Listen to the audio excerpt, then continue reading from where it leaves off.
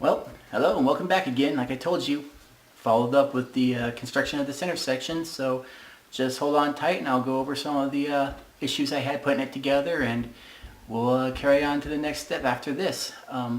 So enjoy it.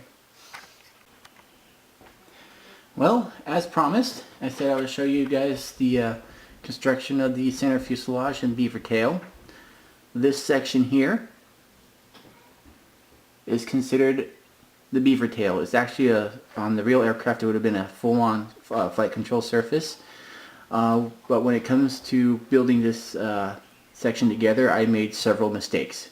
Number one, what I did here was this section here, this piece, which also includes these side pieces here, was actually meant to be folded together. I folded it the other way. It doesn't cause any issues in assembling the model, except you end up really losing the detail that would have been on here and are on these little discs up here. Other than that, it didn't affect the buildup in any sort of way. Another thing I did wrong, and this is also kind of fault on the instructions, the instruction layout. Let's see if I'll show you it here.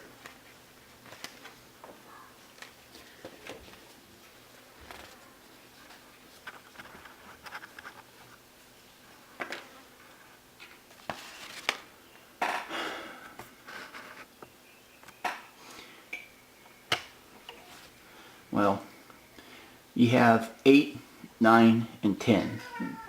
Unlike most models, when it shows you the parts, what parts you need, they also show you a little diagram of how the parts should go together. This does not do it. One thing I did notice is that when it comes to showing how the end pieces of the fuselage section come together, where these guys meet up, which would be in section 9, it doesn't mention anything of it until you look at section 10. Here the side piece would go on right over the edge of the Beaver Tail hinge. Would have gone right over here. I did not do that. I actually put it to the outside side, so mine runs along this part right here. Again, it didn't change anything very much. I'm wondering what it will do when the wingmate shows up, but other than that, you just got to pay attention to the instructions. This should also be referenced up here when you're putting it together, like how it shows 17 up here.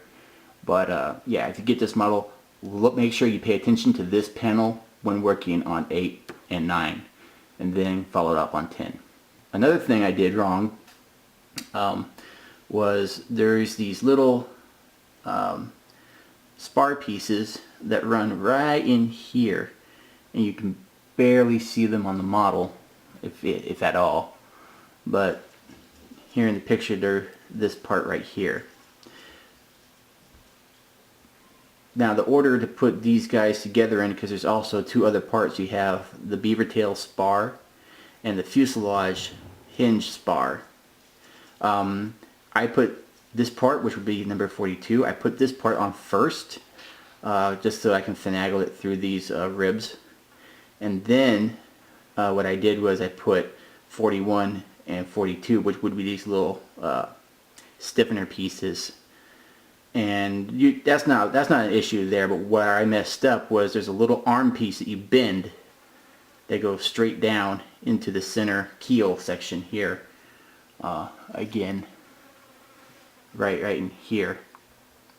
And I put one in before putting in the last aft spar, which caused some issues getting it in, and I ended up breaking the glue joint to get this guy in, and this little piece ended up being all warped. So just for reference, if you're putting this together, put this guy in first or last, it doesn't matter, but I would suggest putting these guys in first, because they are so hard to get lined up.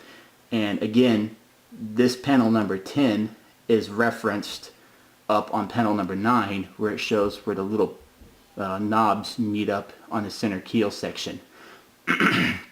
So when you're putting in the 41 and the 40 and 39 pieces, just reference number 9's reference panel right here to get that in. Then put in this piece, then bend them over, which again, this instruction does not make 100% clear. It just shows you where the ends meet up. So that's that. Other than that, the fuselage section went together pretty quickly and pretty easily, and I am very pleased with how it's looking.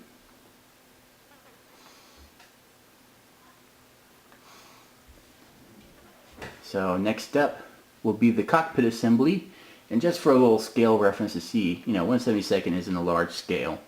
So for those of you who have a hard time determining this, that there's an American dime.